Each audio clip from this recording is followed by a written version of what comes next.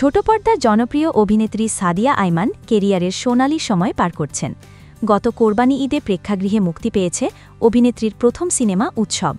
ছবিটি দর্শক মহলে ব্যাপক প্রশংসিত হয়েছে। হাতে রয়েছে বেশ কিছু সিনেমার কাজ। সম্প্রতি এক সাক্ষাৎকারে খোলামেলা আলাপকালে ব্যক্তিজীবন নিয়ে কথা বলেছেন সাদিয়া।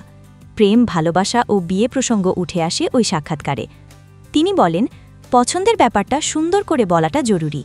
আই লাভ ইউ ব্যাপারটা আমার কেমন যেন অস্বস্তি লাগে। যদি কেউ সরাসরি প্রস্তাব দিয়ে বলে আই লাভ ইউ, আমার ওটা ভালো লাগে না। কোনো ফিউচার প্ল্যান করে যদি হয়, আমি পছন্দ করি, so I have a future plan, বিয়ে করব, ওরকম হলে ঠিকঠাক আছে। কিন্তু গার্লফ্রেন্ড ব্যাপার যাই ভালো লাগে না। অভিনেত্রী জানান, হুটহাট ভালোবাসার প্রস্তাব এলে বিব্রত হন তিনি। কেউ যদি ভবিষ্যৎ প্ল্যান নিয়ে প্রেমের প্রস্তাব দেয়, তাহলে ভেবে দেখার ইচ্ছা আছে।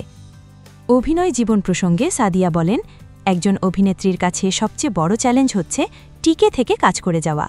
কারণ ভালো কাজ ছাড়া কখনোই টিকে থাকা যায় না। সেই জায়গা থেকে সচেতনভাবে গল্প নির্বাচন করে অভিনয় করা এবং কাজের প্রতি পূর্ণ ডেডিকেশন দেওয়া, না হলে হারিয়ে যেতে হবে। আমি মনে করি অভিনয়ের মাধ্যমে টিকে থাকাই একজন অভিনেত্রীর বড় চ্যালেঞ্জ। সমসাময়িক ইস্যুতে সামাজিক মাধ্যমে সরব থাকেন অভিনেত্রী সাদিয়া আইমান।